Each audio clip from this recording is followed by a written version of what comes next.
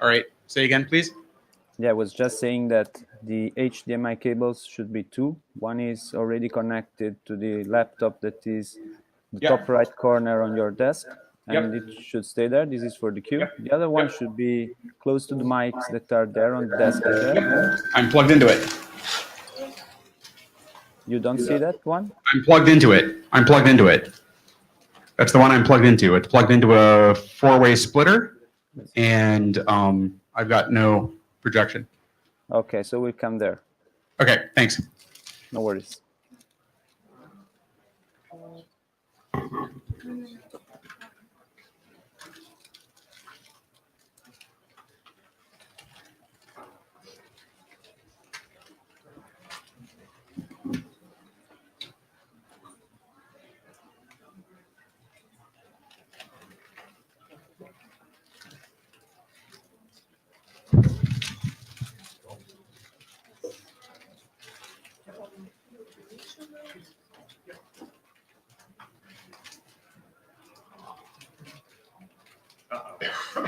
Oh no.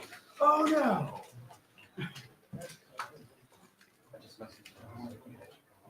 Yeah, they're on the right. Thanks.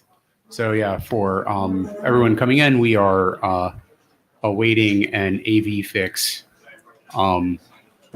As you can see, this is the note well. This is an IETF. Yeah.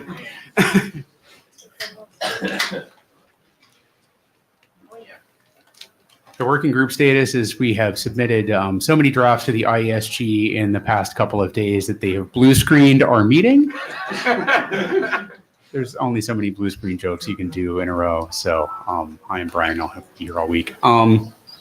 Actually, I do think I can start running through some of this stuff. I can put the note well up in a moment. So our working group status, we published 2 RFCs. Oh, actually, I don't have the updated chair slides here. That's unfortunate because we published 8321, IETF IPPM Altmark has now been published, and 8337, which was the last draft from our Orlando charter in March of 2013? 13. Okay. Yeah, so happy 5th birthday to RFC 8337, draft by IETF IPPM model-based metrics. So that is done. We have also submitted 2330 IPv6, so even though it's on the agenda, I have no idea why. Do you want to talk for a couple of seconds about what you did? Okay, good. And TWAMP Yang, TWAMP. TWAMP Yang 06 has also been submitted. So we've got 2 in queue. Thank you to the IESG for reading these. So should I plug back in? Oh, sorry. Yeah, I unplugged. I think I'm connected.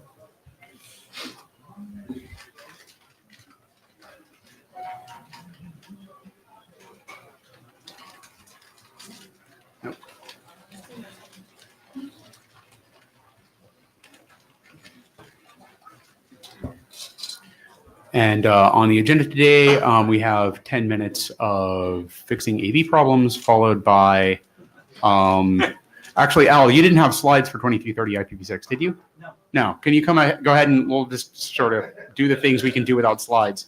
And I also didn't get slides for port TWAMP test. Yeah, I'm going to do that without slides. Okay, cool. So you can do the 2 things that you're going to do without slides. We'll jiggle the agenda around a little bit. I'm glad to have helped. Excellent. Hi, everybody. We need a bigger room next time, it looks like. I'm Al Morton, and a co-author of 2 drafts that I'm about to talk about. It's a good thing I brought my machine.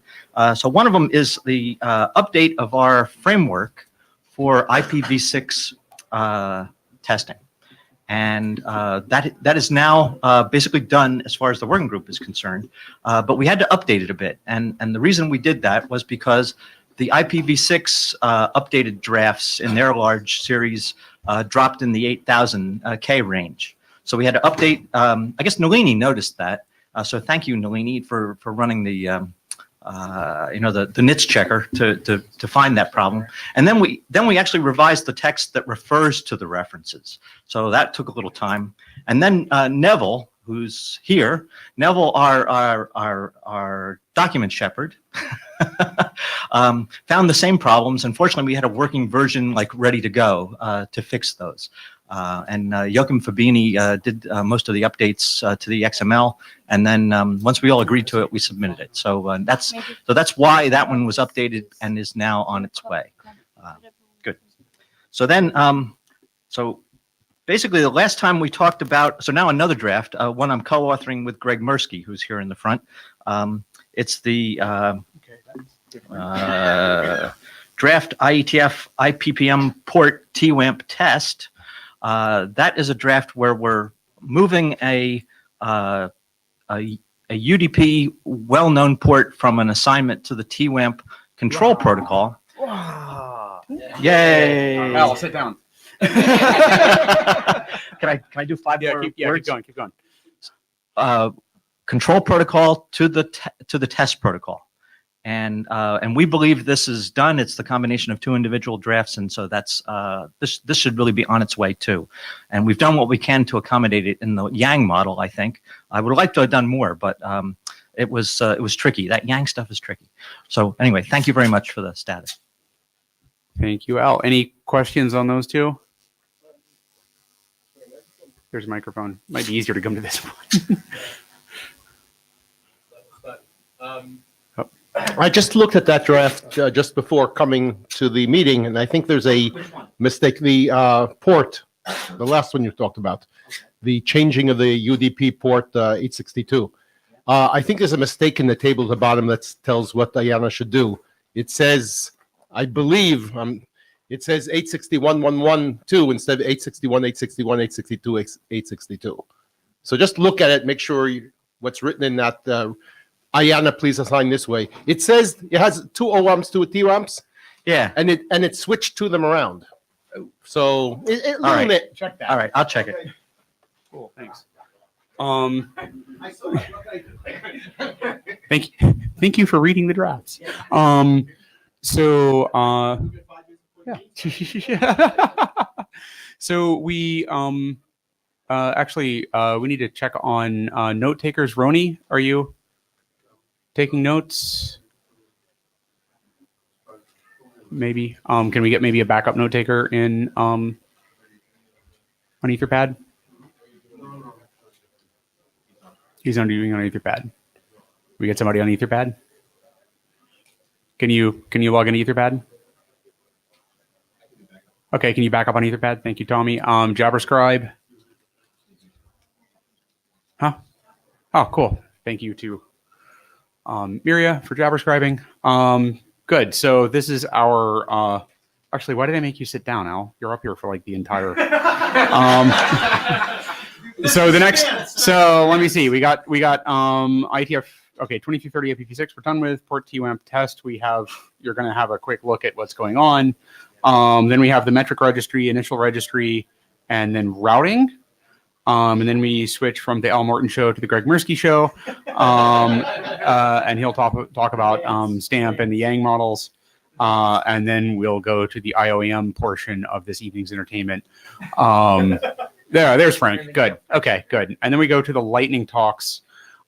Quick question. Carsten Rosenhovel, are you here? Excellent. I did not get slides from you. So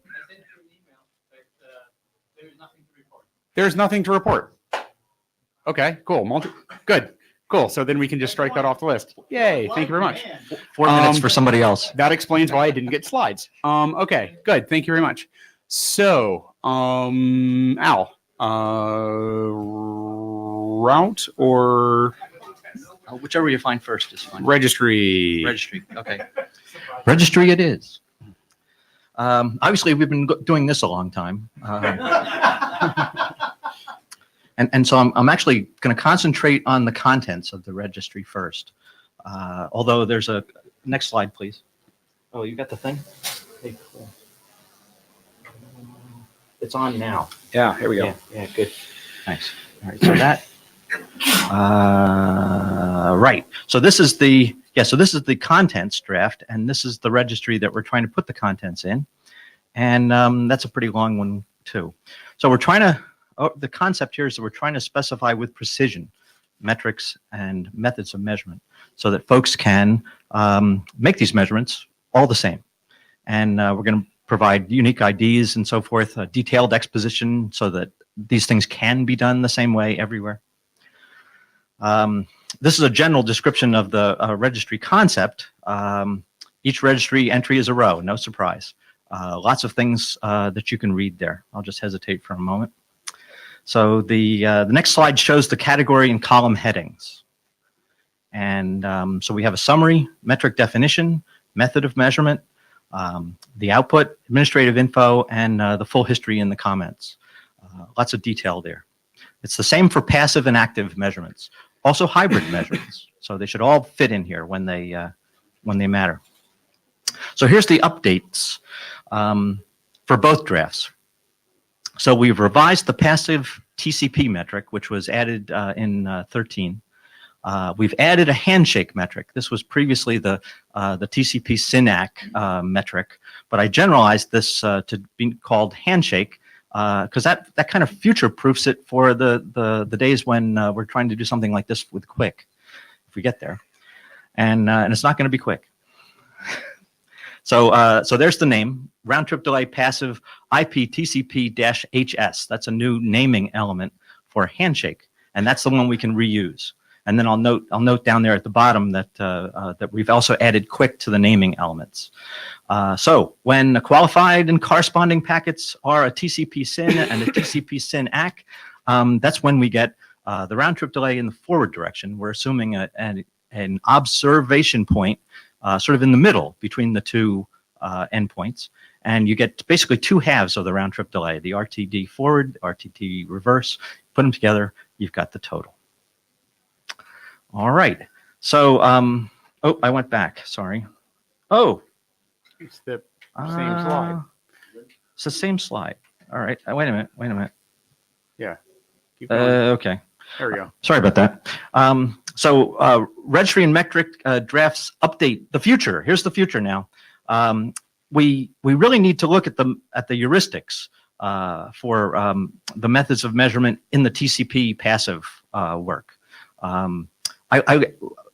I said right here at Hackathon 101, we had a good discussion about the heuristics in general, and we examined sort of ourselves how the TCP heuristics would change when we look at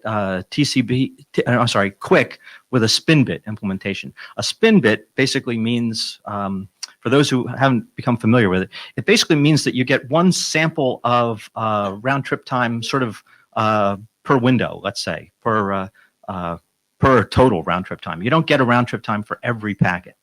So that means that when we have when Brian has used in the past a round trip time window for evaluating round trip time samples for TCP, now we're not going to be able to do that. We need a larger window to do that. Brian's at the mic. No, I'm already in line. Keep going. Okay. So I've got a lot of items here which we recorded. I want to thank Emil Stefan and Alex, his colleague, for going through a lot of this with me. I think we collected a lot of good stuff here, and ways that we can improve both the heuristics we've got for the methods of measurement and the future. Okay, so comment from Brian before comment from Brian. On this, so there's the discussion on the spin bit is basically the whole scheduled agenda for Thursday morning in Quick. If you are interested in this, please come by. The method here is not really necessarily Quick specific, right? It actually looks kind of like an alternate marking method, but it's an alternate marking method where the alternate marking is dependent on transport state because of how the spin algorithm works. Right. We did some experimentation with this at ETH and found that it actually gives you better RTT measurement than you get inside the crypto in certain cases because of just the frequency of acts when you have unidirectional traffic. So the spin bit actually gets you more edges than you get RTT samples just looking at the act stream. Wow. When you're coalescing acts. So we're doing this work for Quick, and we're doing this metric work in Quick. And if the spin bit doesn't end up in Quick, then it's probably not extremely useful to put it in this registry. But the two different spin mechanisms, one is a 1-bit spin and one is a 3-bit spin, that we were looking at are kind of general mechanisms, right? You could add them you could put them on an extra bit in the, we have many extra bits in the IPv4 header. Obviously, we just grab one of those. You could have a gigantic destination option for your little 3-bit thing, which seems incredibly wasteful. But so the general marking mechanisms are generic. Yeah. So it might make sense to nail this down a little bit more, regardless of what happens on Thursday. Okay. I'm cautiously optimistic, but well, I wasn't actually proposing that we take on Quick in this initial registry context. Okay. But you need to make sure that the registry definition would allow us to come back and do it, right? Because if we suddenly move 90% of the passive RTT measurement in the world to the Quick spin bit, then we'd actually need a new metric. You'd need a new metric. Yeah. Because of the naming. Right. Exactly. Yeah. Well, and the measurement methodology is completely different, right? So the state you have to keep, the thing that you're looking for, the signal that you're using, it's all different. So, and the 3-bit spin is actually kind of, it's kind of weird and designed. It's designed to solve a specific problem that you run into when you're using a 1-bit signal in a environment where you have loss and reordering. Right. Okay, so it's not that weird, but it's a fundamental problem that you have to deal with in a packet switch network. Yeah. So that all of the stuff for the registry for whatever ends up in Quick and other things that are parts of this sort of single bit explicit passive measurement signaling, it's hybrid measurement, right? Because it's a bit that's put in every packet for the purpose of passive measurement. All of that is, we'll have to basically do bespoke stuff for the registry to make that happen. Yeah. Good. Thanks for your comments. So like I said, I'm not going to go through all this in detail, but you're welcome to read it and appreciate it. More updates. So this one we didn't act on yet, Brian, but we wanted to improve the DNS measurement methodology. At the last meeting, you mentioned that there's an interesting method for DNS measurement by encoding information in the query itself. We currently only have measurement for a specific RR. We could do more. And also, I got an email from Fred Baker from the Root Server Service Advisory Committee, RSAC, and they need metrics to support recommendations to root server providers. They're kind of SLA-like, and so it would help them if we did more in this space. It may be beyond the scope, like I said, future there. It may be beyond the scope of what we're trying to accomplish here now, but that's something worthwhile noting. All right, so next steps, we really need this TCP section 10 reviewed. I'd like to see DNS response time and loss also reviewed because I've got that quad at symbol there. We have to look at two methods in order to be able to measure loss. And sort of the final thing is that on Thursday, I've been asked to come and talk to the XR Block group. It's late Thursday afternoon. And they want to provide input to the registry. This was kind of a surprise to me, but glad to get it. Actually, we had some folks from XR Block comment on the RTCP XR metric last time. So it's not completely unexpected, but it did come kind of as a surprise. Yeah, Rachel. Actually, that's me bringing this work to XR Block, and I think on Thursday we are going to discuss whether the metrics should be included in the whether XR Block should do this work, or if we do, what kind of metrics should be included? Yeah. Yeah. So And I mean, there's a lot of ways this could proceed. We hold up the initial draft to try to get those metrics in, or we just have a follow-up draft that puts in the RTCP XR metrics that you guys are interested in. A couple of ways to do it. yeah. But let's talk I about agree. that Thursday. Yeah, of course. All right, and we'll promise to feed back to the group. Okay, that's it. Oh yeah, I wanted to mention this one. So now that we've got RFC, pardon me? What's the action item? Oh, yeah, reviewers. Yeah, we should actually ask for reviewers. Okay, who'd like to review? Okay, Yakov, TCP section. Yeah. Yeah, anybody? No, you're We need multiple eyes on this one. you're in there, and I'll do it. Yeah. and anybody for DNS really need somebody. Anybody know anybody who knows Ignacio? Good, thank you. All right. So this is one that we really ought to sort of pick up and get going again now that we've got an RFC, I think. And Matt and I will work that in our copious spare time. And that's my last thought on this. Thank you. Oh, Matt. This document and actually the general problem of extensibility for the registry has suddenly become a worry to me. It feels like we're going to produce a huge population of tiny RFCs to essentially add one line in a registry. And it feels to me like a lot of those, in many cases, belong as a separate section in the base document, in future base documents. What I don't understand, does this registry require IANA action? Are there fields that need to be registered to be unique that might accidentally collide, so they need to be coordinated? Yeah. And have you? I mean, and you've looked at this registry entry. It's not small. It's not. I mean, a one-line entry has a lot of detail, and IANA is ready to deal with that. It's not going to be an enormous table that you can't really use on your screen. It's going to be like a text file. In which case, it warrants being a doc.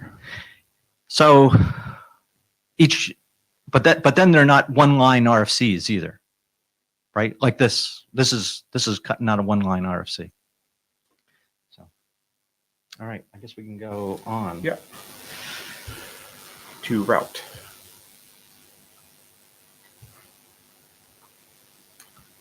So there's four of us doing the now interestingly named AURA draft, Advanced Unidirectional Route Assessment. I can say the names from memory. Yeah. So Ignacio, who's here in the front. This is not great. Al Morton, Joachim Fabini, and Carlos Pinataro. Well, I'm not sure who's here this time. I don't think he is. I haven't seen him yet. Yeah. Okay. So we're doing it, and okay. Yeah, you know what? I need to So the off and then back on. so I'll just start with the background.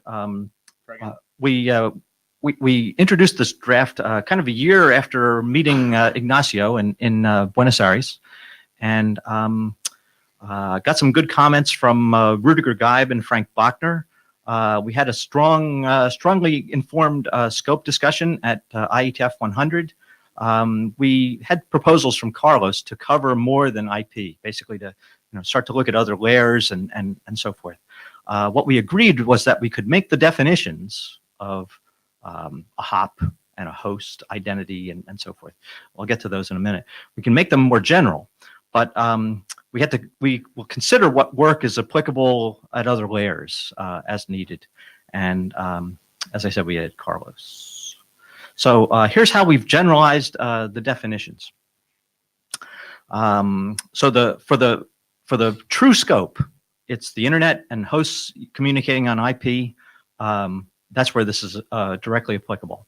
But we're saying it's applicable to other network domains if desired. It's current wording. So now we've generalized terms like host identity. so that they remove IP from the first sentence and then make it specific for IP. So that makes it generalizable. Host identity, the unique address for hosts communicating within the network domain. It's a globally routable IP address for IP. This is the address that they use for normal communications and error communications. That error part is important. For discoverable hosts, it's hosts that convey their host identity according to the requirements of the network domain, such as when error conditions are detected. And that would be important when ICMP sends a time exceeded message when discarding packets. And it means it complies with 1122 and 1812. So now we're still generalizing the definitions and more. A cooperating host, it must respond, and it should provide other info. And this is the interrogation kind of protocol. We'll hear more about that later from other authors. But this is where you're being explicitly asked, "What's your address?" What? Let's see. So in the remainder of Section 3, we've really cleaned up all sorts of things, like the fact that the IP address and TTL and other terms appeared in various parameters. We've generalized those for hop, member root, and root ensemble. That's kind of the hierarchy of things that we'll measure and report here. So here's questions for the working group, something we can discuss. So can we add an appendix to illustrate applicability beyond IP? At the last meeting, Spencer, who's reading his phone, said that we should... Al. Yeah. Sorry. So consider first whether work needs to be done. And one way to do that is to kind of look at how it might be done in this context. So we think a candidate for an appendix that shows the applicability beyond IP would be based on MPLS ping and traceroute. Would use RFC 8029. Can be applied to IP because it's already being sort of done in a V6 data center. And last time Greg Mirsky suggested 6374 for loss and delay measurement in this space. So that's sort of one topic to talk about. Any feedback on that? Yakov? Going to the microphone for a second. Another obvious appendix, if you're doing this, would be Ethernet, right? Yeah. You have all the mechanisms to measure. It has unique addresses. There's obviously OEM that can do these things for you. So I think that's even better than MPLS. Ethernet's better than MPLS. You heard it here, folks.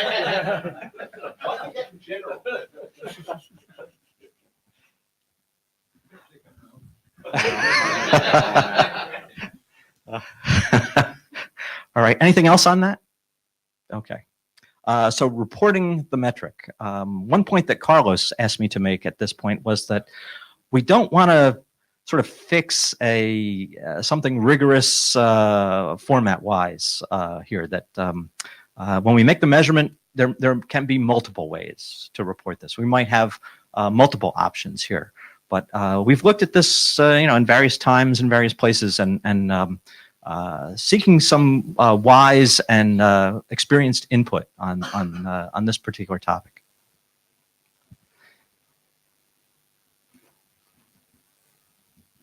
Hi, Brian Trammell as individual. So one comment, there's actually an RFC for a storage format for trace routes. Yes. I don't think we want to do that. Right. Anyone who wants to understand why I say that, go read the first couple of pages of it. One thing that I think whatever format we have for this should capture is that you never, from any of the methods that we know how to do for route connectivity, you never get an assertion that node X is connected to node Y. Right? You get an assertion that at hop X of protocol, you got a packet back from this interface, which is attached to device X, and then one TTL down from there, a few seconds later, you got a packet back from interface Y, which is attached to some other device, which might be the same. I mean, so like there's the standard thing that people do with trace routes is say, okay, every hop is a link and I make them a graph because that's cool and we have tools for dealing with it, and it's pretty much always wrong. So we should somehow capture in the format that we're not talking about hops. We're talking about measurements that at a certain distance at this point in time we saw this, right? And then you can infer what you want to from that, but we don't want to repeat the inaccuracy here. There's recent academic work in inferring interconnection among entities from traceroute data Okay. and BGP data. It turns out you need both. So there's anti-aliasing. So there's a thing called Mapit and a thing called Border Map, and you can actually glue them together, and they work nicely together. But that gives you more an AS level interconnection graph and not a IP layer interconnection graph, which is what and I don't think we want to do AS level interconnection in this document. We want to stay at the IP level, but we need to be very explicit about the fact that we don't have a way to actually measure what it is we want to measure. So everything we're measuring is a proxy. But one of the side effects of MPLS is what you just said. Okay, now I'm going to take that Ethernet versus MPLS hum. Yeah. So Ignacio was raising his hand to comment on the two sort of BGP-based methods. So please. Hi, I am Ignacio Alvarez Amelin, a Tech Fellow from the IETF. From the point of view of traceroute, specific at traceroute at IP level, normally we try to use some kind of useful tools that try to do the best to look forward the same path every time. But it's not always the same. You normally 99% of the time you can get the forward time, the same forward time. And not always the hop n and the hop n+1 are being connected physically. There are several things, for instance, MPLS tunnels, opaque tunnels you cannot detect, and normally you can get several hops in the middle and several things in the middle. And there are a lot of issues to make maps using traceroute. This is one of the things that I normally do. If you are talking about BGP, this is different things, but normally you can get some more information, because just to map the IPs to the prefix and prefix to the IS number, you can get some connections, some real connections.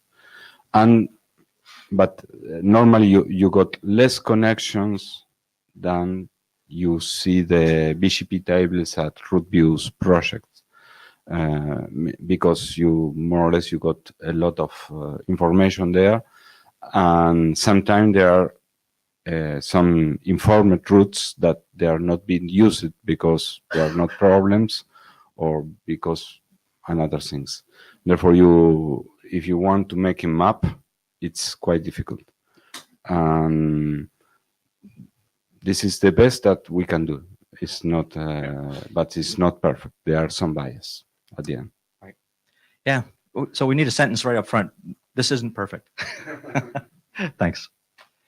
All right. I got it here. So we still have a sort of Rudiger. Yeah, I'm Rüdiger, Deutsche Telekom. One remark, if you work on MPLS or an Ethernet, this would delay your draft, I guess, because you need the expertise and it needs to be sober, and it will be different from what you write on IP, because in order to make sure that packet passes the same link on MPLS, you do something completely different than you do on IP, as suggested by Ignacio. So maybe you should only write, one could do that for MPLS, and then this will be another document. Yeah. Okay. We wanted to ask. Thanks for the input. All right. So we still have lots of things to do. A lot of them were suggested by Carlos when he was a commenter and not a co-author. One by Frank Bachner's there, and then we skipped that last one. So we'll keep those in mind. Got to get those solved. For another discussion area, it's the temporal composition for root metrics. Past measurements influence current results. This is pretty well understood. If you measure something now and it doesn't change, it'll be the same route. So can we spot check past measurements at critical hops where they have sort of diverged into multiple parallel paths, and that way reduce the measurement load and time?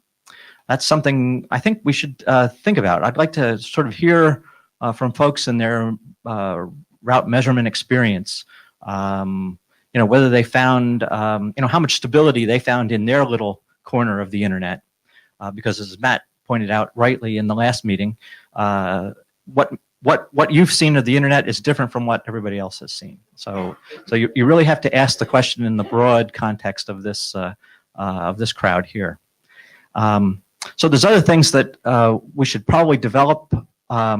I like the idea that the hop and route concepts, they sort of treat a class of packets, what we call class C. We treat them equally. They all get routed on the same path typically. It's useful to know. It's a concept from a couple of RFCs that we've had in the past there, all the way back to 2330 and the newer 77 to 99. But I think that's sort of worth thinking about and doing more with here. So let me leave those errors or areas there.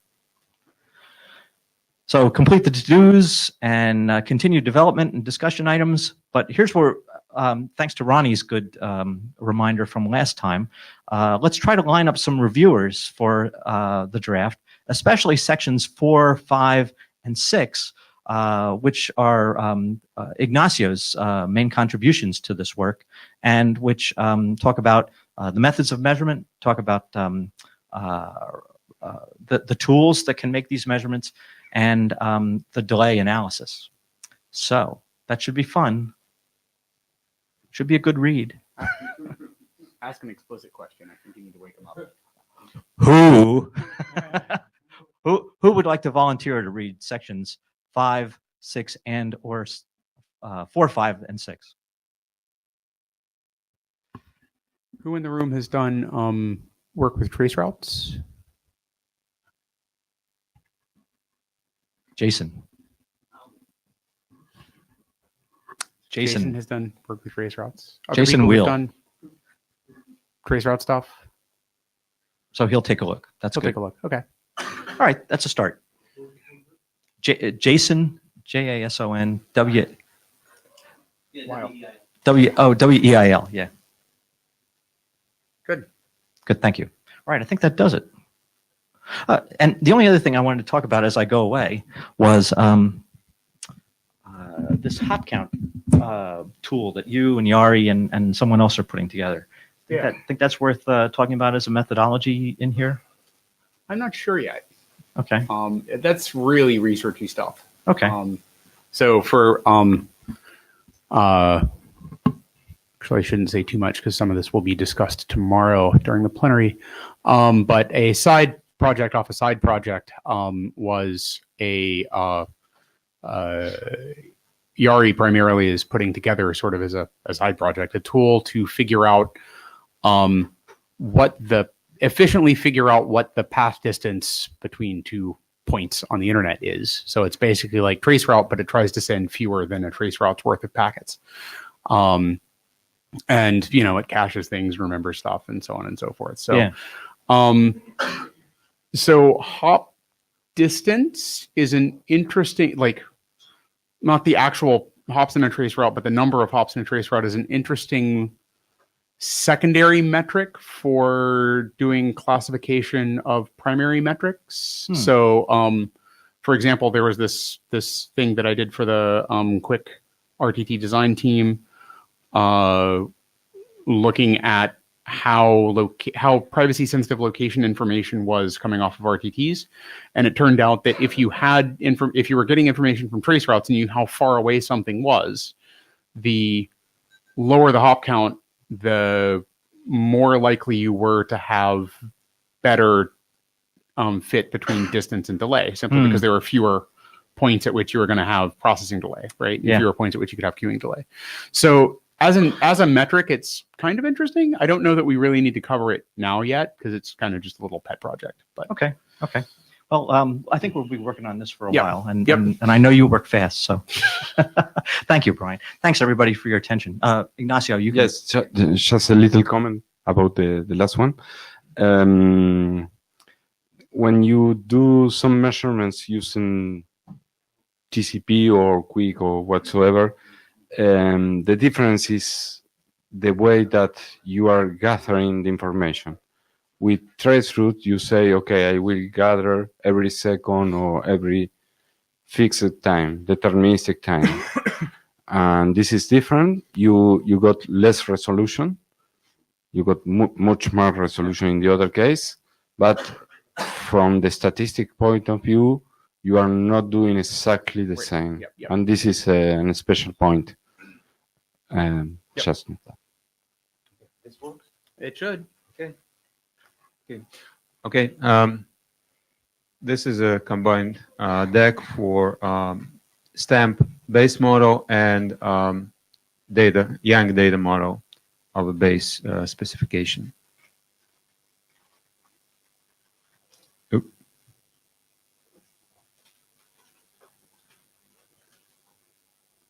Is it not? Hold on. Okay. Which one is forward? That one should be forward. There you go. Okay, so since we already discussed what became zero version in Singapore, I only give you diff. We welcome Richard Footy. You know him as a footer. He provided very good comments and helped us to advance this version. So we expanded introductions section, did update on the terminology to make it more, I goofed, to make it more familiar those who work with TWAMP, and make it less SDN-centric, so that to point out that control of stamp entity can be provided from OSS, BSS, proprietary COI, or SDN using netconf Yang, and clarified use of Z field of error estimate field that based on our RFC that we have to support PTP format, how it interoperates. We discussed among authors and decided so to make this document leaner and enable faster progress of the document to spawn stamp extension document. And stamp extension document will be presented in the lightning section. And we added section on interoperability of with the TWAMP light. So in interoperability with TWAMP light, we consider two scenarios. Obviously, it's a heterogeneous system when we have stamp session sender and session reflector on TWAMP light, and conversely, a TWAMP light session sender and stamp session reflector. We document how it works and what can be used, and I just don't want to read it. I appreciate if you can take a look at their published document and send your comments.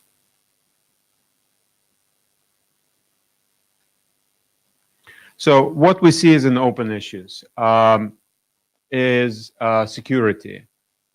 Encrypted, authenticated mode, what we want to support in stamp, because as we discussed in the previous meetings, the goal, the requirement we set for the stamp is to be compatible with the TWAMP in unauthenticated mode.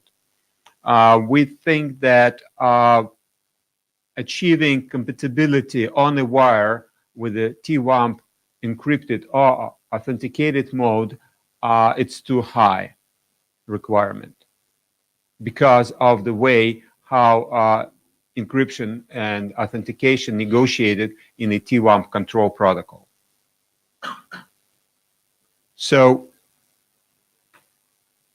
input suggestions, your thoughts on security are greatly appreciated.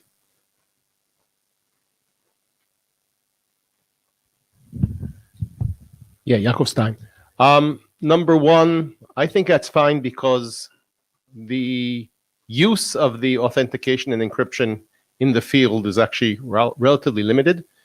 The encryption, I personally never understood why anyone would want secrecy on a test packet anyway. The authentication makes sense, but as I said before, it's really not that used. So losing the ability to interwork with a system which really is not that much in the field, I don't think is a major loss. Okay, thank you. But what we want to do and how much we want to do? We want to do both methods, or we'll be fine with one of them, because the difference is that whether their third time, or actually their information collected by the reflector on ingress to send in the clear text or to be protected as well. So that's the only difference between two modes. Yes, understood. As I said before, I'd really like to see someone explain a threat model, why we need encryption on this kind of test packet. We did a similar thing on timing packets in TikTok, and no one really came up with a credible explanation. Okay. Authentication, absolutely. It could be either service stealing of this or doing bad things, and that I understand. But encryption, I don't understand the use case, and therefore I think you can just forget about it. If someone really says that they need that, put something in. It doesn't have to be compatible with anything. Right. Okay. So okay, we agree on that. Compatibility may not be a requirement; is a non-requirement. I think that the only possible scenario is that because now monitoring SLA becomes a part of lifecycle orchestration, and failing out of SLA may become some event that system will react. So man in the middle mingling with your measurement results can affect your view of quality of the service, which would not be objective because it will be skewed. And I think actually you're actually giving a good proof of the opposite, because if you're going to look at an LSO monitoring system, if it's encrypted packets, then you don't really know how to monitor unless you push the keys into the middle of the network, which sort of is creating a problem that probably says that the encryption is a bad idea. So yeah, I understand what you're saying, but you can read it the other way as well. So all I'm doing is agreeing with you that right now it's a non-objective, and I think it's your suggestion was fine. Okay. So, but again, then our call to the community is to look at current document, because we just effectively replicated the format of the packet as it is in TWAMP. So is it something that we want to carry on, just knowing that these packets would not be compatible with the TWAMP in encrypted authenticated mode? Because what we would like to do is we would like to progress this document as rapidly as possible. I believe that if you look where it's going to be hard and to update previous or existing legacy reflectors, the hardware reflectors, as far as I know, none of them support authentication or encryption. The ones which are software can be upgraded. Mm. So once again, I think it's fine. Okay. Okay, update on a Yang model. Again, in sync with their terminology update we had in the base model, we provided this update. We changed their stamp security to stamp authentication, vice versa. Stamp security replaced stamp authentication. And define new timestamp formats to be used in connection with their use of Z flag in an error estimate field. And provided some extension for the stamp session reflector in order to take advantage of default values and minimize the necessary configuration for the reflector. And that we added configuration examples to demonstrate how the default configuration will look on or minimum configuration on the sender and default configuration on a reflector. Question? No, not a question, just a comment. Once again, because of my not having been in several IETFs, I missed this document until you told me about it. And I just wanted to say how impressed I was with the Yang. The company I work for, we have a proprietary Yang for similar purposes, and this is much more complete.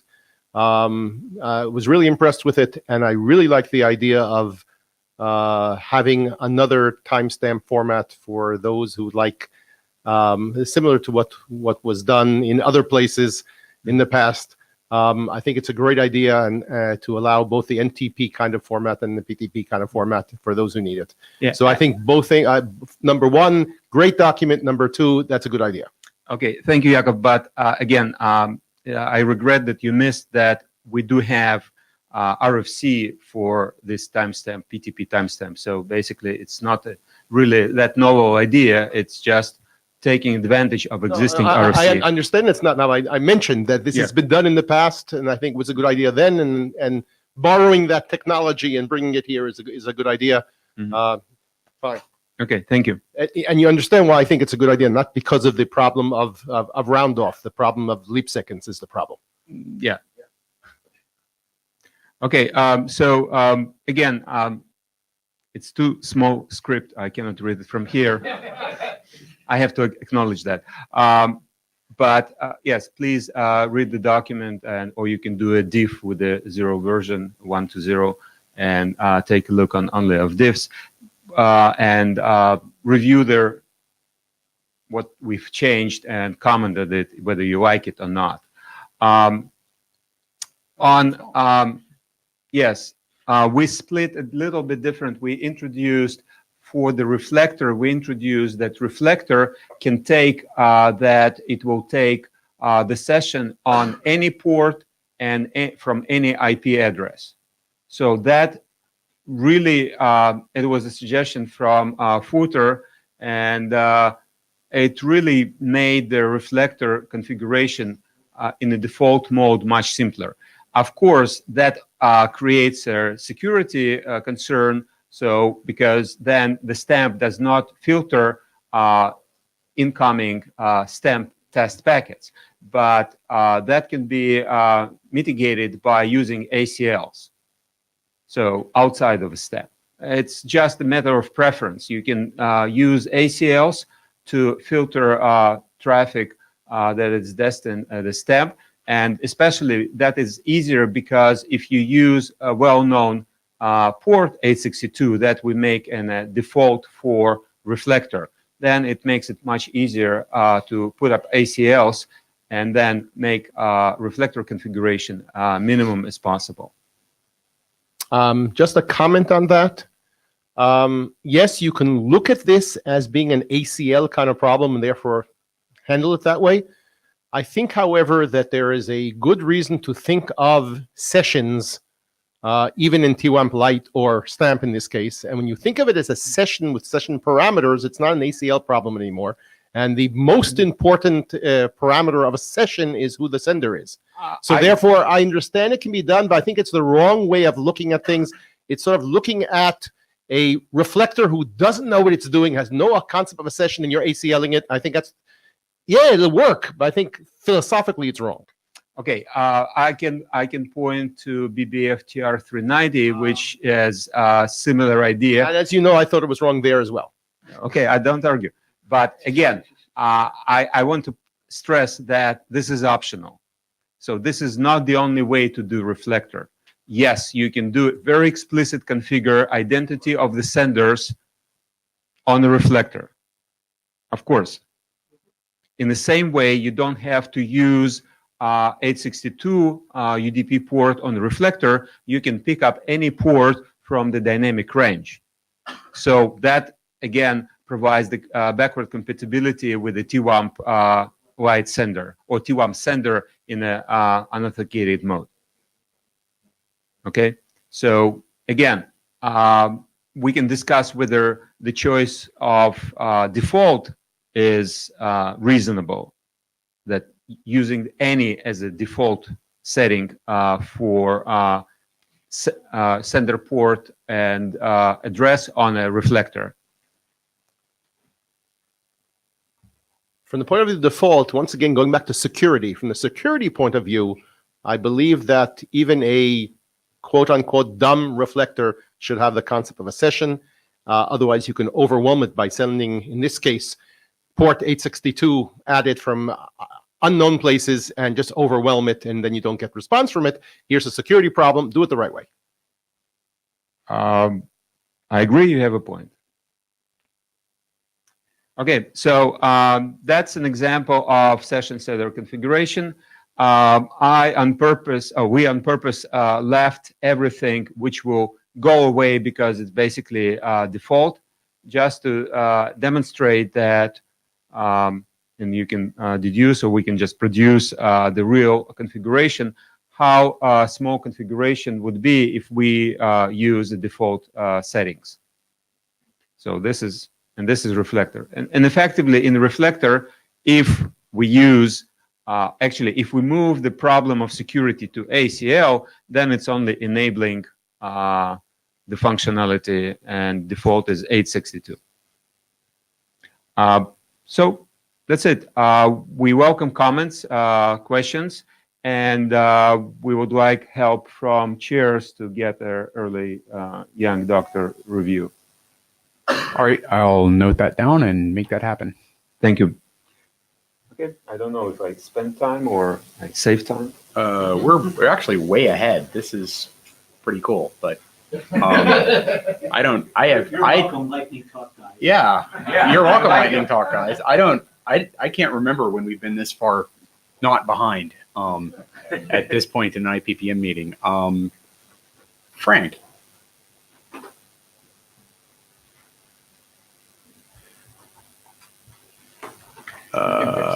Eight. So.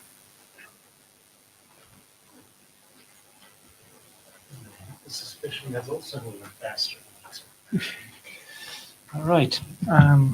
Here, I think. Yep. There you go. Do I need that? Maybe.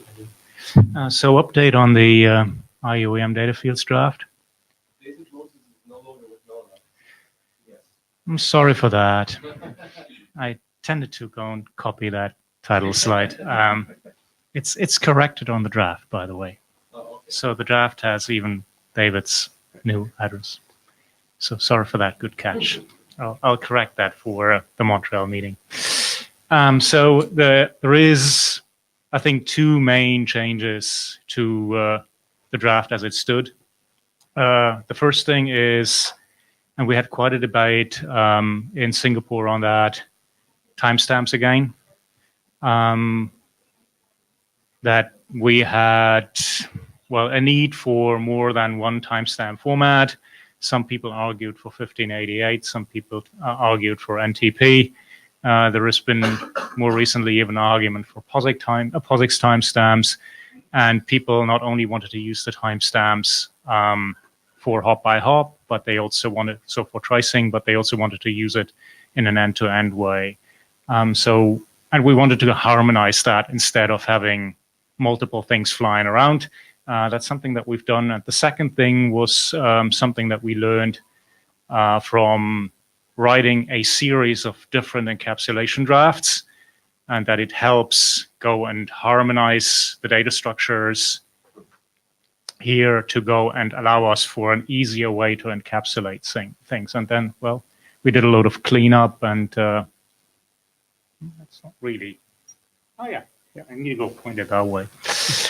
So on the IOAM type thing, that's apparently something that, from a problem perspective, Brian brought to us, and Brian started writing an encapsulation draft for GRE, and well, then he started doing that, and he found out that with the original approach, how data was structured, we had a OAM type field for the two versions of tracing, incremental tracing and pre-allocated tracing.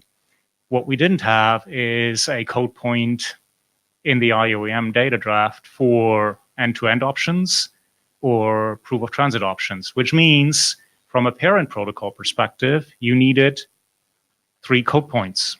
One for tracing with the 2 subtypes then, one for proof of transit, and one for edge-to-edge.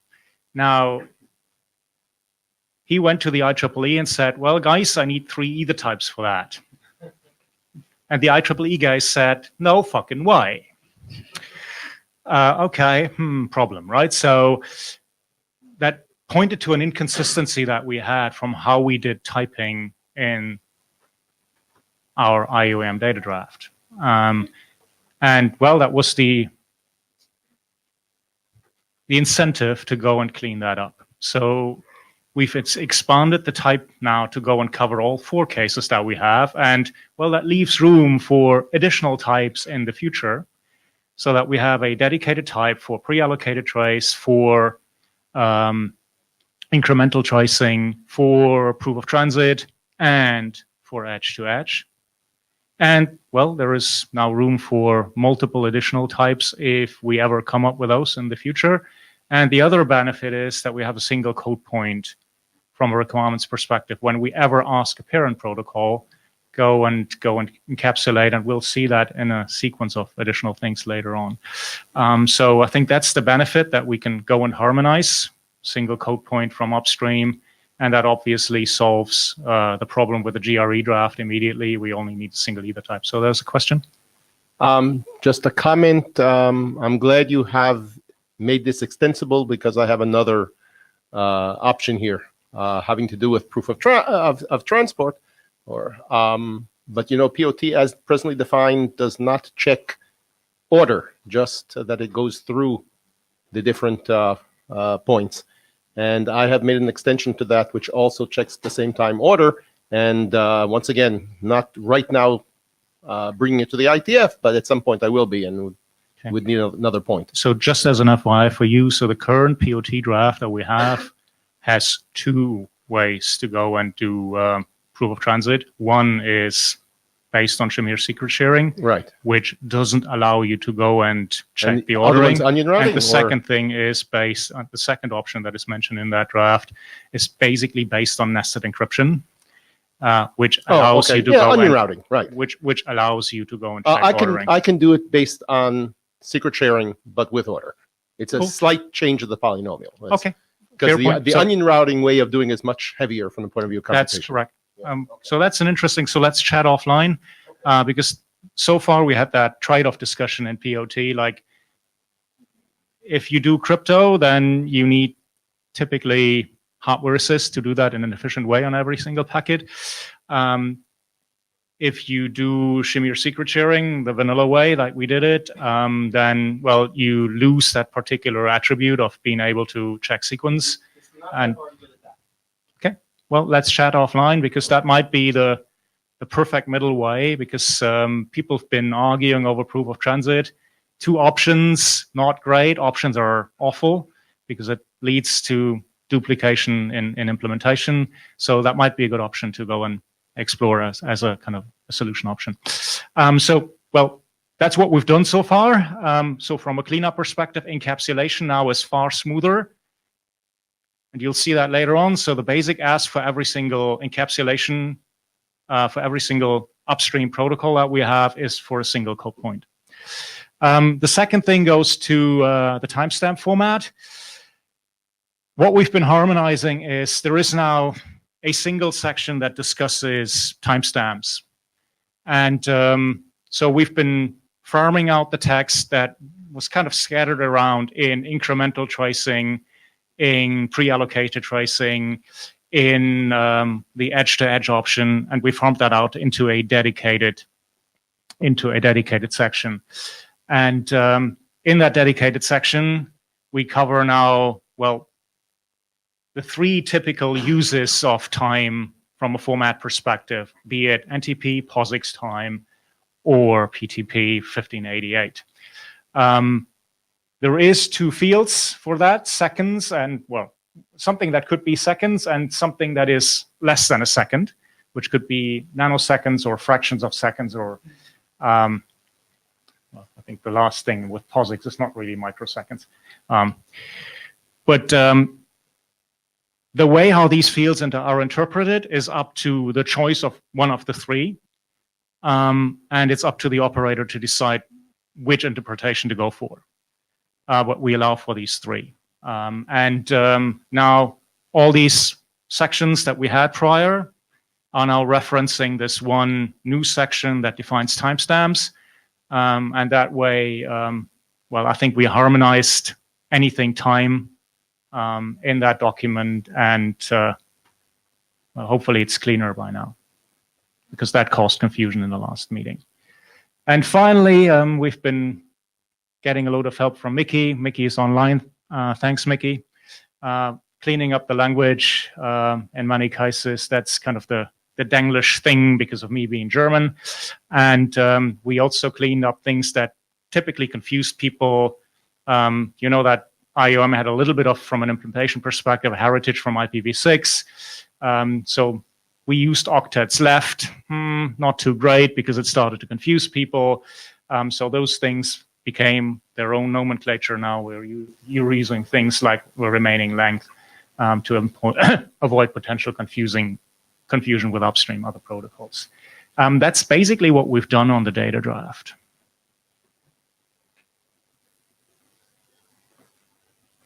Any questions, whatever? So that leads me maybe to the last slide. Don't this wait, I threw my back, then it flies. Well, please continue to shoot your comments. Trying to get this thing stable. It's starting to really look clean by now. There's two areas that need clean up. The security section needs a load of additional love. Hoping to get that filled in over the course of the next couple of weeks. Same goes for the manageability section. And we have a section on IOM data export there that I'm about to go kill because Mickey, with a couple of other guys, including myself, wrote a draft that covers a very, very, very simple way to do export of IOM data, which basically kind of takes the IOM data, wraps that into an IPFix frame without additional interpretation. So we're not really doing formatting into fields. It's one IE or? So? Sorry, I should do that. All right. And we just farmed that out into a dedicated document. So we probably don't need that thing in this particular document anymore. So clarification question on that document. It's basically just you have a new IE and IPFix that says here's a giant chunk of IOM data, or? Correct. Okay. He just published that. We couldn't get that prior to the deadline, so he just published that. Don't want to discuss it right now. Just make everybody aware. Come talk to me as an information element expert about that at some point. We should have that discussion. Yeah, I think this makes the call for 2 or 3 additional allocations that we need from IANA.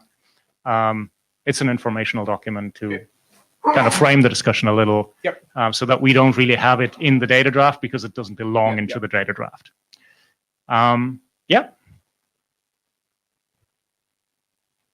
We're running 15 minutes ahead. That's cool. Great. Questions? So I have a chair question. You say targeting a stable document by IETF 102. Does that mean you want to start the working group last call in Montreal? Or let's see whether we can go and get that. So we have a little bit of homework there, and so that targeting if we have the homework done by then, Targeting a stable doc is an aspirational statement, not a promise. Is an aspiration Okay, cool. statement, right? Yeah. So if we can get that done, yeah, that'll be nice. Good. If we can't get it done, like, yeah. Yeah. All right. So next, I think we go into lightning talks, and that's still you, right? Well, I don't know the order, but could be me. Would make sense Good. because that's touching on Yeah. the very point that I just made about 9, 10, 11. Yeah. getting to a single code point per, or the possibility to do a single code point. And again, gosh, again, the same title slide. Yes. Still not at Mellanox. Anyway, so let's skip across that real quick. Greg L. Greg L. Yeah. Sorry. So baseline. What we want from an overall encapsulation perspective is people will do this already in hardware. So there is running code in hardware today. And that means whatever we do from an encapsulation perspective, if the protocol, the upstream protocol allows for choice, let's not make their life or let's not make the implementer's life in hardware too hard. So that's one of the mantras that we've been being preached. So avoid nested structures wherever possible, because pointer lookups in hardware are difficult and challenging because you need to do that at high speed. The other thing is what we learn, and I already talked about that, is make sure, or you can only in many cases use a single code point from upstream. Well, we've been evolving the data draft for doing that. So with that, we can pretty much have an encapsulation approach for all the protocols that is very consistent, because all we need is a single upstream code point. The question is only, what is the upstream code point? In certain cases, there is choice. The one area where we have choice is pretty much the debate that we have tomorrow, which is in NSH, where you can either go do next protocol or use TLVs. Here, I think it's even simpler with the protocols that we're discussing here. The other thing is that IOM is not expected to alter really the forwarding behavior of the packet more than it needs to. And that means whenever we encapsulate into a protocol, we don't want the traffic to be flagged as OAM traffic, because it's customer traffic. We're just adding additional metadata to customer traffic, as opposed to we are creating OAM traffic. This is not probe traffic just because we suddenly add the IOM information. And that means, well, we want to make sure that, well, that distinction is clearly in there, because many protocols have a notion of OAM traffic. And that's nothing that we really want to go do. The other thing is that we want to go and keep IOM of what it does relatively separated from the parent protocol, right? So the semantics that IOM has don't necessarily need to be known, and vice versa of the parent protocol. Because people might want to go and do the IOM operation in a blob. So all you do is, well, you hunt for the IOM information in the packet and then do the stuff on the IOM data, because the IOM data is defined with its own namespace and largely independent of what the parent protocol does. So, Brian, do you want to go do that? Because I've been keeping talk. Come on.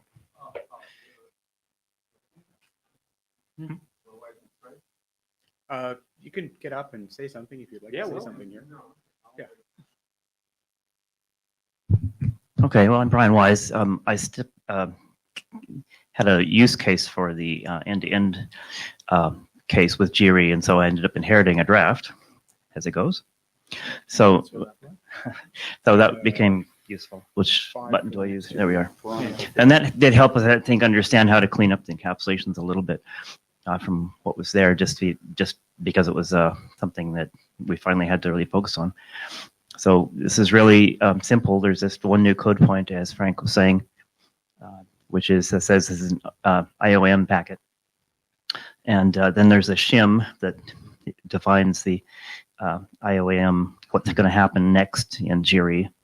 And then you immediately go to what's defined in the data draft after that. So there was an intention here of not redefining whatever was in the data draft, but point to the namespaces. And I think we've gotten there very nicely. And then, so we've really just defined one little shim. Yes. Yes. Hi, Greg Mirsky, ZT. Okay, I think that I can just give this question. It's applicable to all three drafts to be presented in a lightning strike, so not to repeat it. Are you familiar with the overlay OEM design team OEM header draft? I am not. I am. Okay. Okay. So it proposed exactly the similar solution. It's just fields and size a little bit different, but idea is absolutely same. And this draft will be presented tomorrow and called for adoption. And if you're familiar with this work, I wonder why it's not even referenced in the documents. Yeah, absolutely. And again, why have three documents, and why have these documents at all if we have one draft that already will be presented and adopted possibly in NVO3 working group? Well, I wasn't aware of it, so I can't answer the question. We'll look at it. Well, if you want to answer offline, we can answer offline. This is the only slide for this. This is the only slide okay. for that, right? Yeah. Any other questions? So, right? Just click on. I think it's, yeah, the next one should be get another. Yeah, because the idea of, and actually the charter of overlay design team was to produce OEM that can be used in different overlay networks.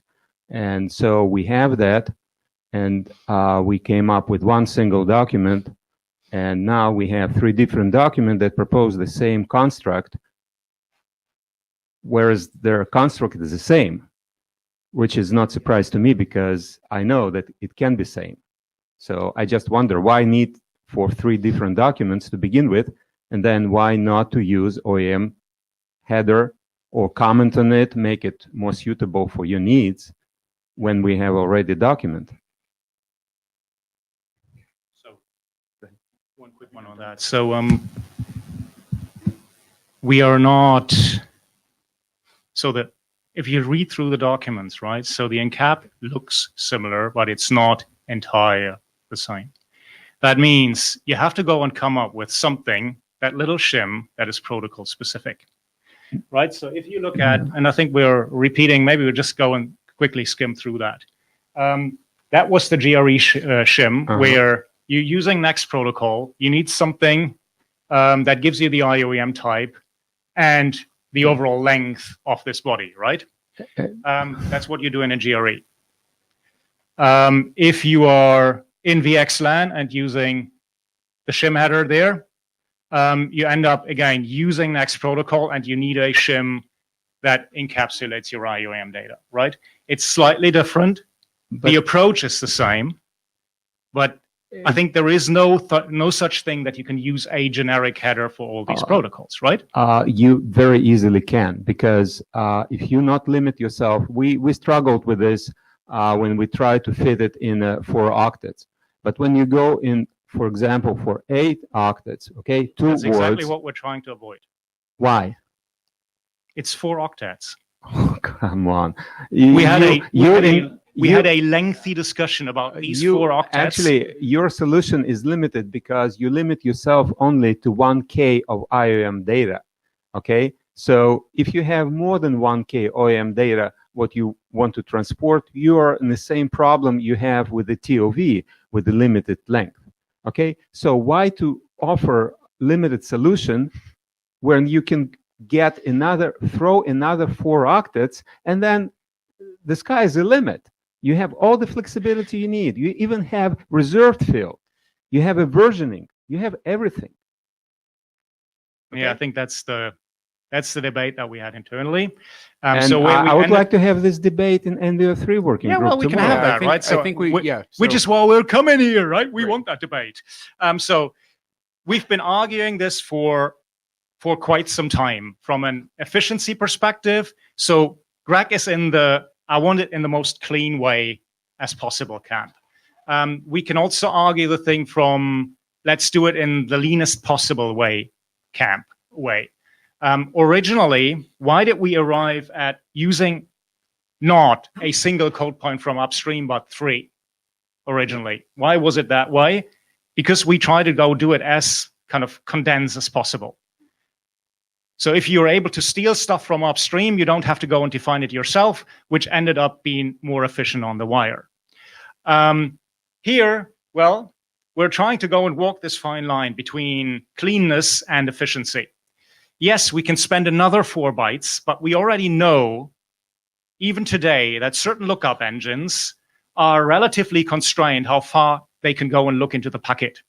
Certain lookup engines today, from an IOM perspective, only support, say, timestamping, for instance. Why? Because they're limited in their lookup depth. If you're looking at use cases that are just caring about end-to-end timestamps, and you just want to go slot that in, and certain use cases do that, Brian, right? Then, well, this lookup depth becomes a constraint. So people wanted to go and have it dense. If we find consensus that, well, we want to go and spend extra bytes for getting more flexibility, I'm all for that if we can get, well, the entire party behind that. Because here, with VXLAN, yeah, fine, we go with the next protocol approach. But if you fast forward to Geneve, it's getting even worse, right? Geneve is a real headache for me, because if you do Geneve, well, you can't really do next protocol because that thing doesn't exist with Geneve. What does that mean? You're using the TLV approach in Geneve, and then you're limited, because of the 5 bits, to a length of maximum 128. That's far less than 1K, Greg, right?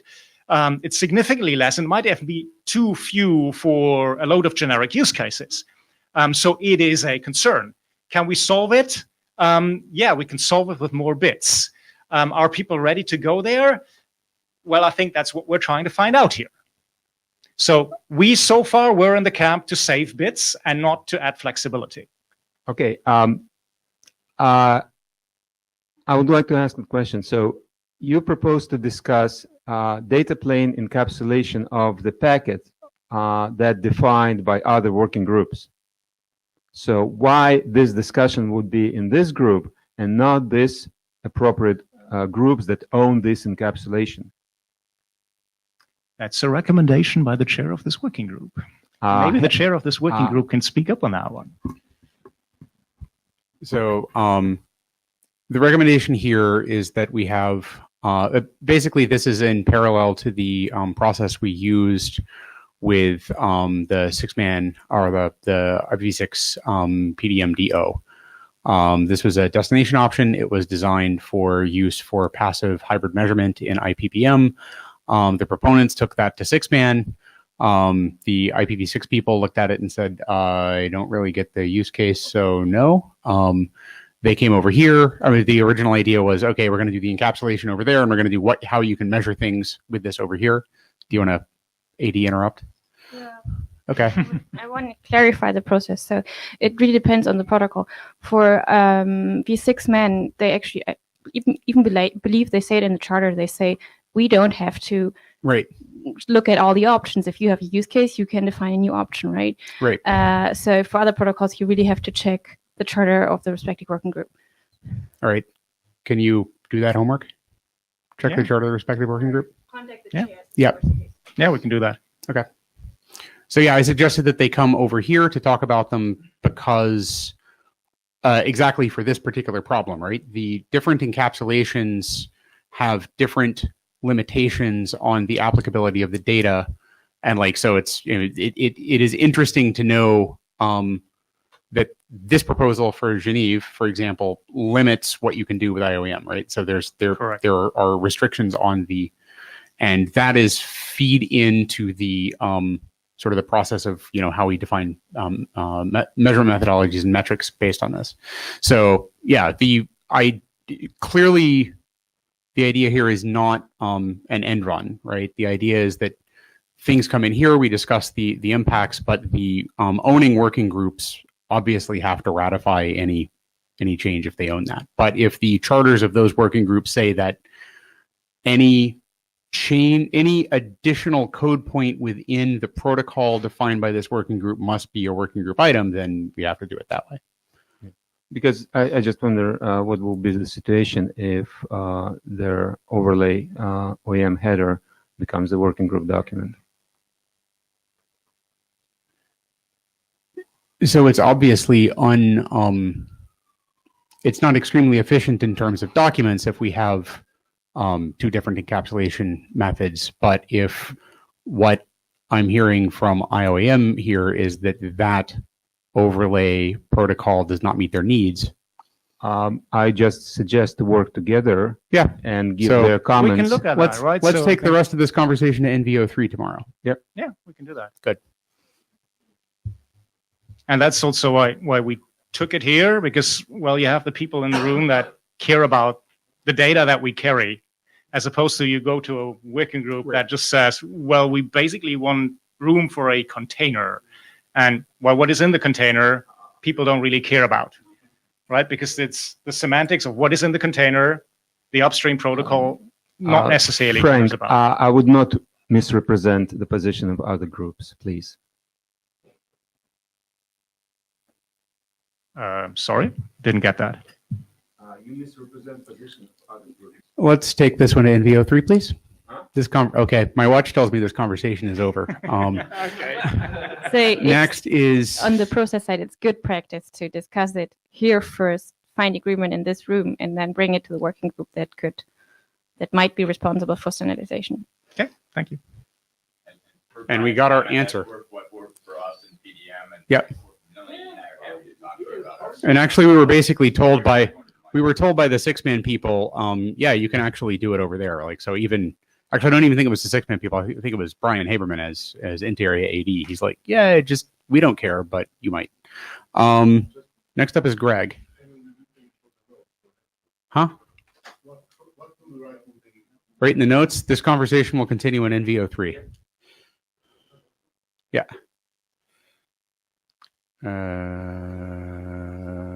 Full screen.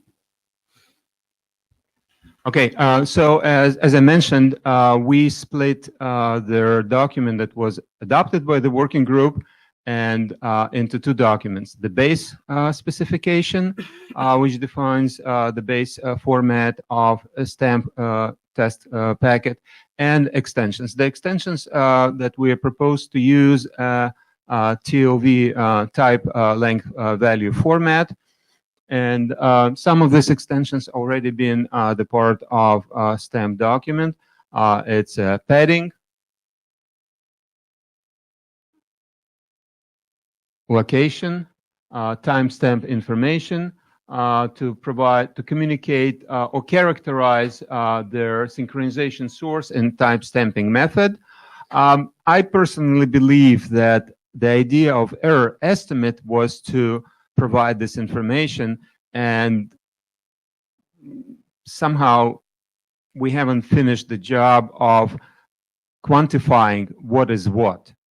So if somebody believes that it's better to finish the work with an error estimate to characterize the source of timestamp and method of obtaining the time value, like how close it's hardware, it's a software or not, then this might be an alternative that we're planning to work on.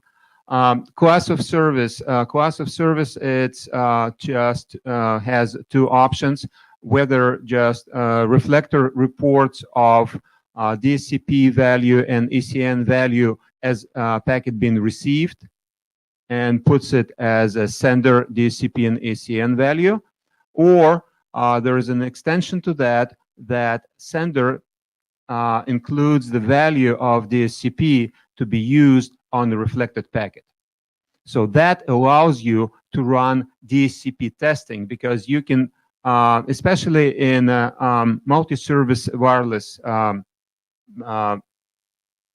backhaul, when you have different services, 2G, 3G, and 4G, you often have to manipulate with classes of service marking.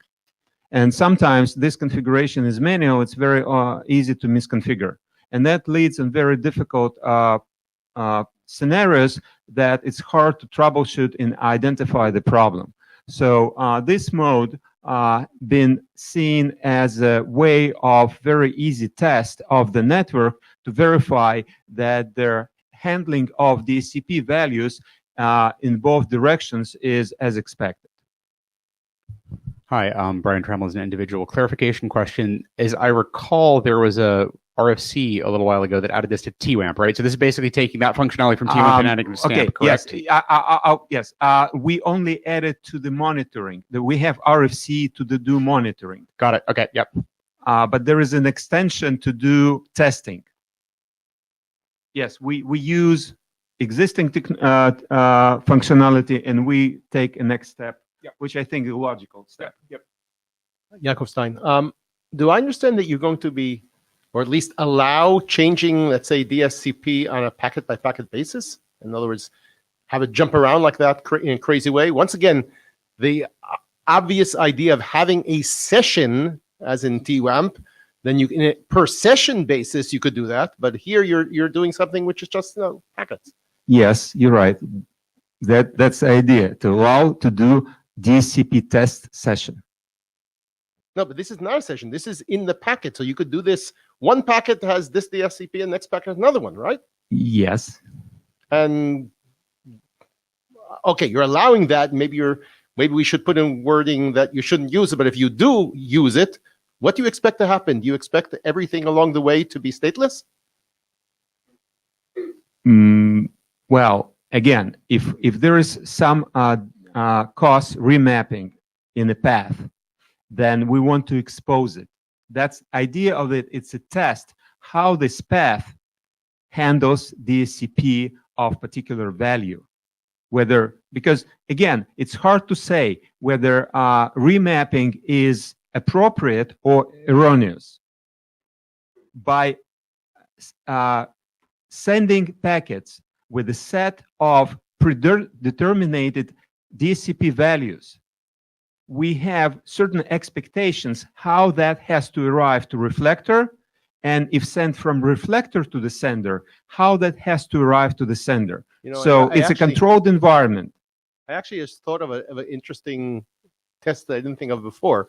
If you have values like this, you could just start increasing the DSCP, then see all of a sudden delay changes. It could be an interesting diagnostic test. With it, I didn't think about. No, with the I'm thing, not sure I like. But. No. The thing with DSCP is that it's not contiguous space. It's a code point.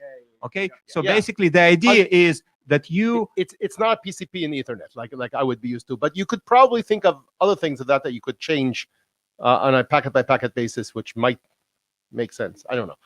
We're open to suggestions, but the idea is that if operator has a notion of certain behavior they want to system to produce in regard to the DSCP, so you can have a test sample which is subset of your code points, depending on how what's enabled in the network. But once again, why don't you do this in your Yang, set it up as a session and do the DSCP that way, have it reflect in a certain way, and not push it into the packet? Because we don't want it to do it configure packet by packet with the Yang. Go change everything. Exactly what I'm saying. So you are thinking of the packet by packet. That's an inherent part of this, that you're going to change it on packet by packet. Right, but we basis. can do it only on the sender, and the reflector will just follow whatever it's told. We don't want to complicate Yang model on a reflector, okay? Because reflector should not be aware of it. Reflector should follow instruction given by the sender. Sender anyway will be analyzing, processing, or sending this data for the post-processing somewhere. And the same for size of a reflected packet for the asymmetric case. Yes. And So it's one, and then we'll go on. This is Footer with Nokia.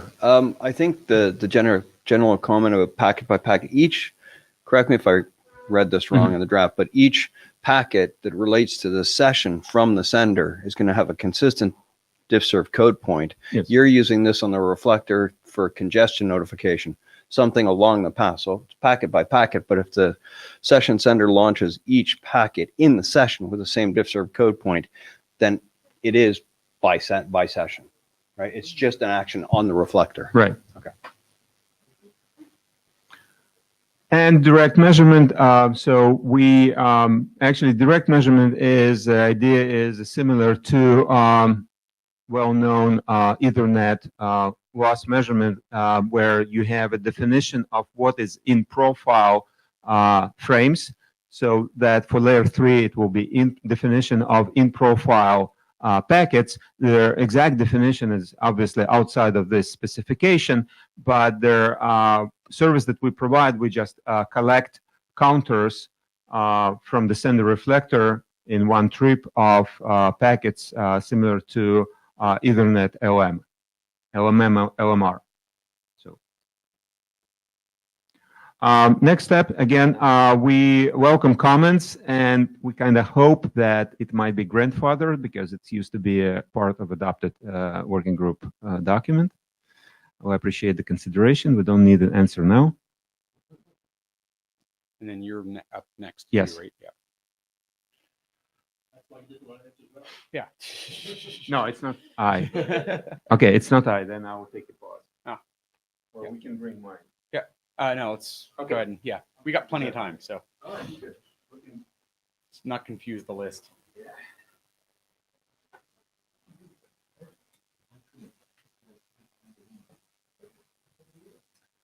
Good. There you go. Okay, this is a next step for the alternate marking methodology. So,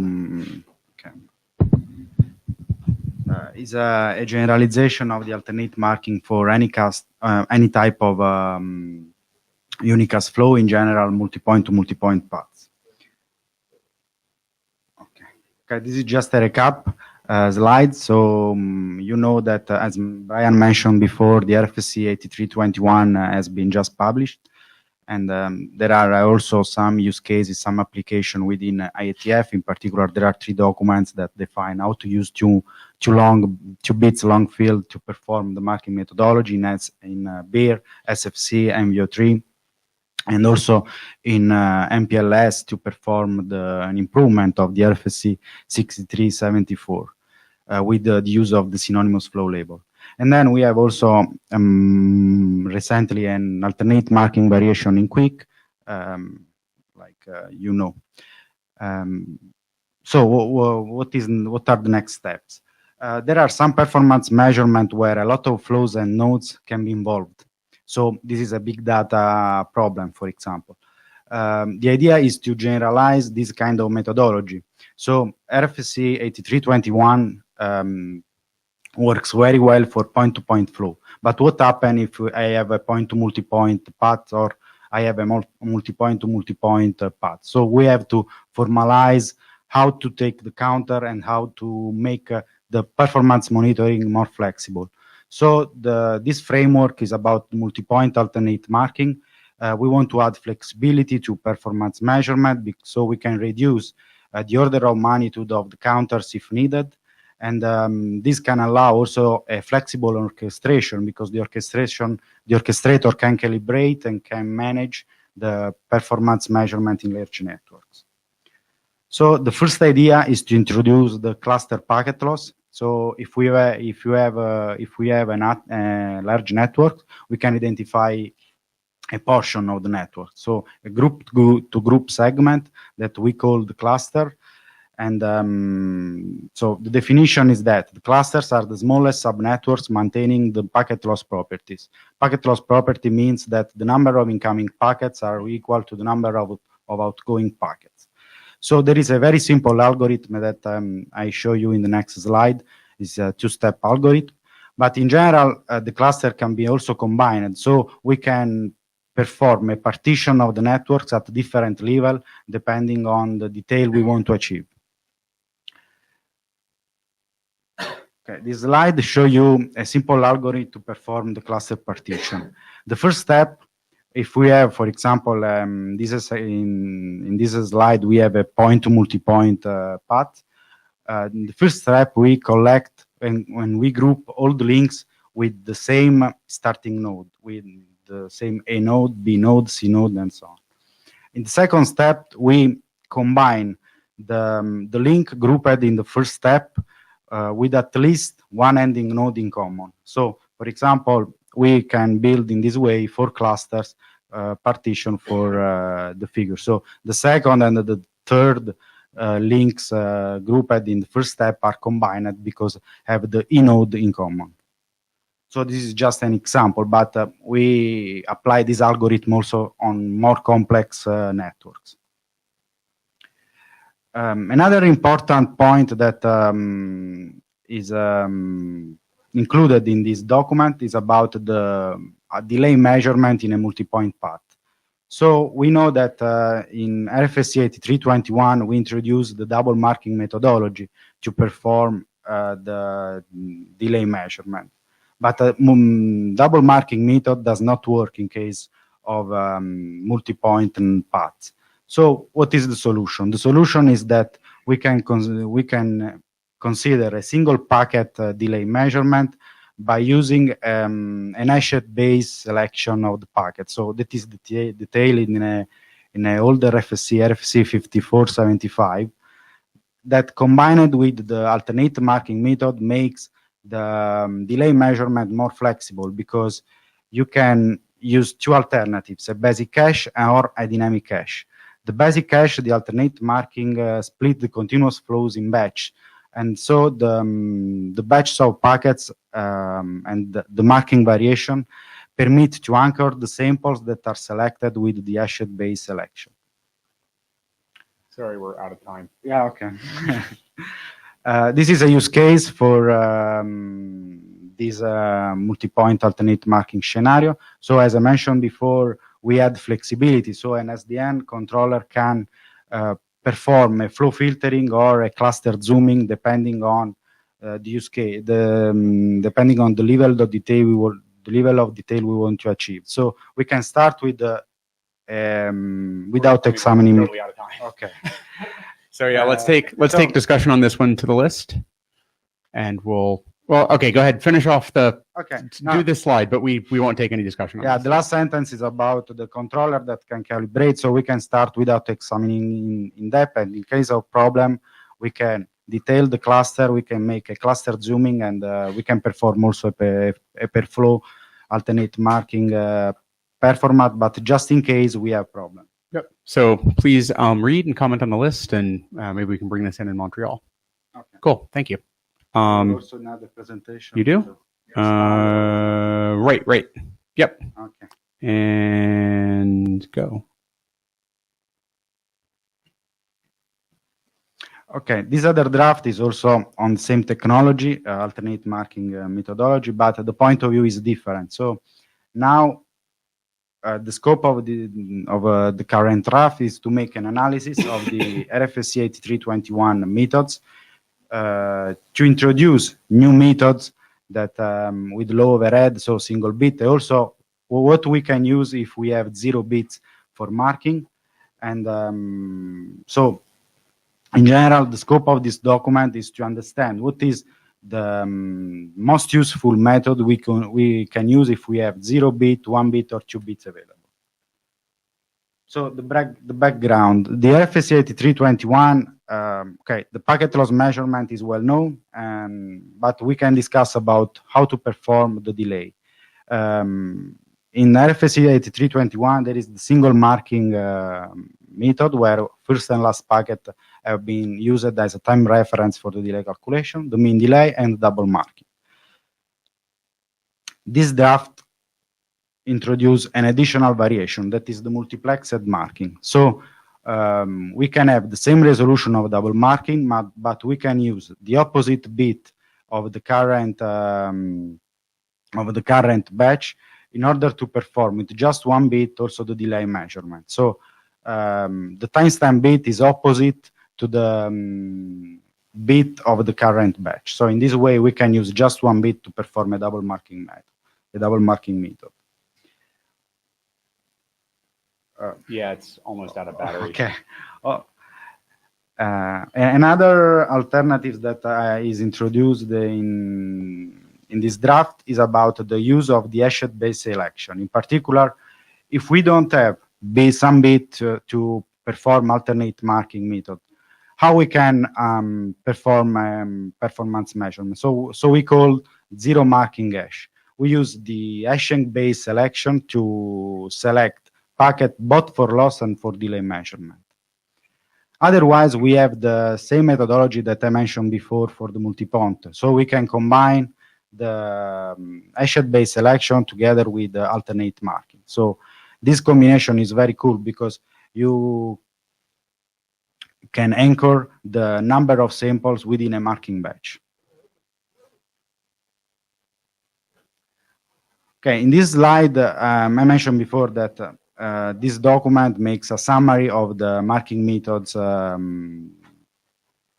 technology. And in particular, this is a table that is in the draft and show you with the focus on delay measurement, what are the difference with the difference technology. In particular, the last two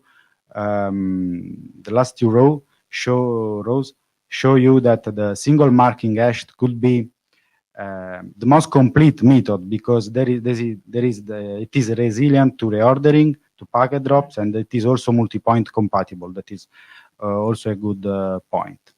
So it is very similar to double marking, but it can be considered better if we want to perform multi-point measurement. So as a next step, so the document highlights the marking method strengths and weakness. So it completes the RFSC 8321 experiments. So in particular, you can understand which methodology you can use if you have 0-bit, 1-bit, or 2-bit. Good.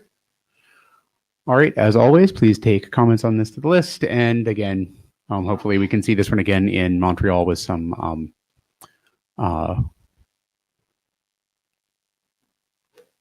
improvement. So this is Greg again. Yes. No, we have one more on Yang models for IOAM, and then actually, because we still have time, Giuseppe, if you and Ignacio want to get up and go back to the conversation that you were going to have on the previous draft, because we have a little bit of time. I'm just trying to hold the lightning talks to 5 minutes. Okay, I'll keep it. Okay, so this is new proposal. I think we can found a nice catchy phrase, a hybrid two-step measurement method. So what's the problem we see? The quality of measurements in a large degree depends on consistency of taking the measurement. And in our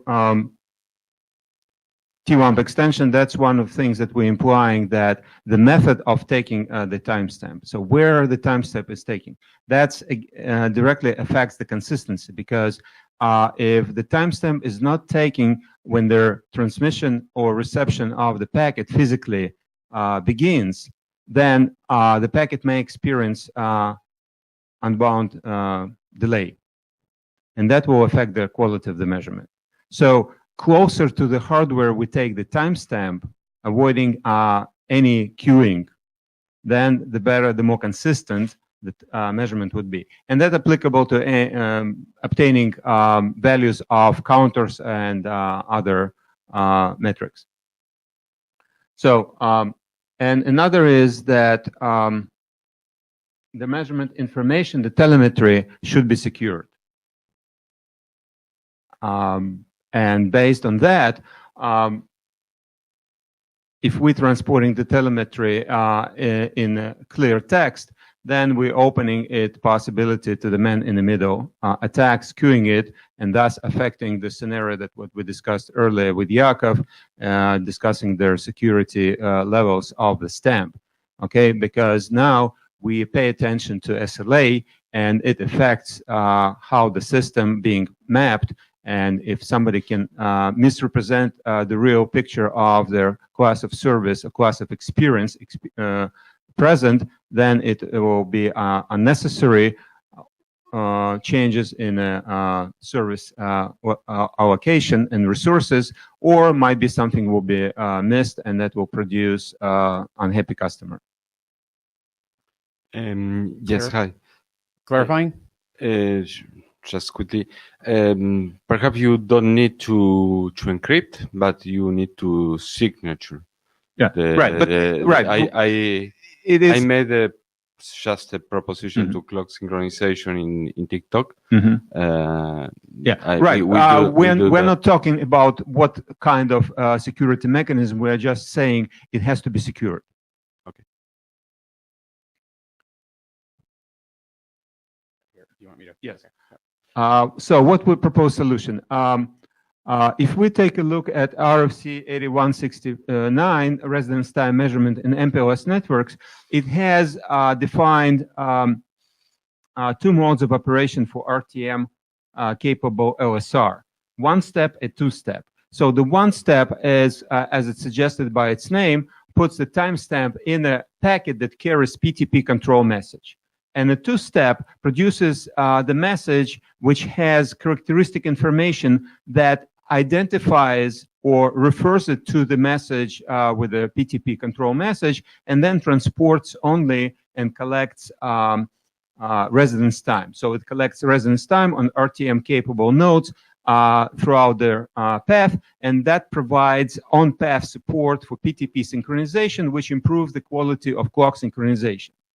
What we want to take from this RFC is idea of the two-step method, so that the measurement can be not necessarily to be transported on the packet itself, because then it allows us to read values and then transport them in a separate secure packet with characteristic information which will associate to the packet that triggered this collection.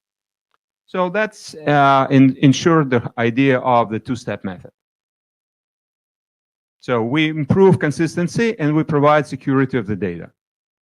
Just a comment in that this wasn't invented for MPLS. This is obviously in the original 1588 spec, the idea of a two-step, right? Okay. 1588 has a follow-up messages, but when we did it, and basically what we did for MPLS, we included PTP message, whether original or follow-up, in a ACH encapsulation, and then we have a scramble to accumulate residence time across the path. Understood. I'm just commenting on your comment that the idea of the of course, no. I'm just referring to something local to IETF, which has a easy reference point. No, it's again, yes. PTP has a similar. Okay. Are you done? Yeah. Okay, cool. All right. Thank you very much. As usual, please read the draft, comment on the list, and maybe we'll see this again in Montreal. So last is Yang data model for IOM. There you go. It kind of works. Hello, everyone. Here, I would like to propose a Yang data model for the in-situ OM. The idea is simple. We organize the IOM model with as a list of profiles, and each profile will associate one flow with the corresponding IOM information. We use the filter to identify a flow, and there are 4 sub-profiles. Each of them will relate to one IOM encapsulation type. And according to the IOM data specification, the multiple IOM data types can be encapsulated into the same IOM header. And the sub-profiles include the pre-allocated tracing profile as described here, and also the incremental tracing profile, and also the proof of transit profile. Right now, this profile is imported from the proof of transit document. Later, I would suggest to integrate it into this YAM model directly, and also the edge-to-edge profile. That's all for the lightning talk. Okay. I have a question. Can we roll to the original? So if you have a profile, and these profiles are optional, as I understand, why not to make base Yang model is very lean, enable, and then everything else is mountable? That's also a good suggestion. Makes sense? Thank you. And we hope this can be adopted as the starting point for the IOM configurations. Cool. So let's discuss that on the list and reconsider in Montreal. Okay. All right. Thank you very much. Giuseppe, did you want to come back up and do the 35 seconds that I cut you off there? Because we do have a little bit of extra time. Wait, which was this? This was this one. And we will go to here. We were here, right? Yeah. And actually, Ignacio, if you had a question, we can do that too, because I'm holding to the 5-minute rule, but we have a little bit extra time. So. No problem. No, my question is, how do you plan to collect the information? And okay, you put some nice idea to separate in different cluster and so on, but how do you collect the information, and why is so important to determine if in the previous slide the basic hash, dynamic hash, why is so important? I didn't catch from your presentation. Okay, you mean the hash-based selection of the packet. Okay. For the collection, okay, you have the reference of the marking batch. So as in double marking approach, you know the number of packets that can be selected within a marking batch. So it's the same way. If you want to, the problem is that in basic cache, just you have one collective point, isn't it? Everyone is sending the information, the collected information to one point. Yes. And then you process over there. Yeah. Isn't it? No. This is not clear. This is.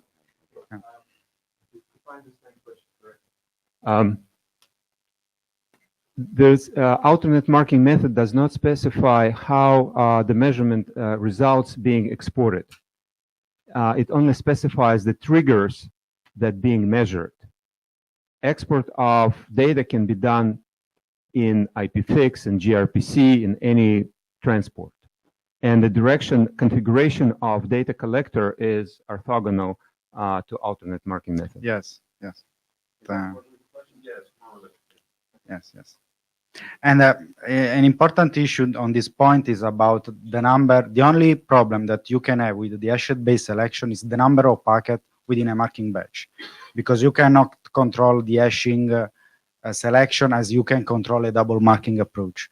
So, but in this way, there is a dynamic cache approach where you can. There is an iterative algorithm that is detailed within the draft, where you can start to make a selection based on hash, but you can discard the samples in order to have an almost constant number of packets within a marking batch. But this can be detailed. This is detailed within the draft. That if I can describe them more in the next presentation, if I can have more time for the present. Okay. Good. All right. Thank you very much. That concludes IPPM for IETF 101 here in London. We will see you all in Montreal. Thanks a lot.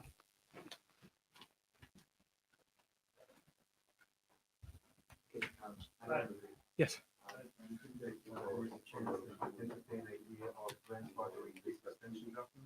What does grandfathering mean?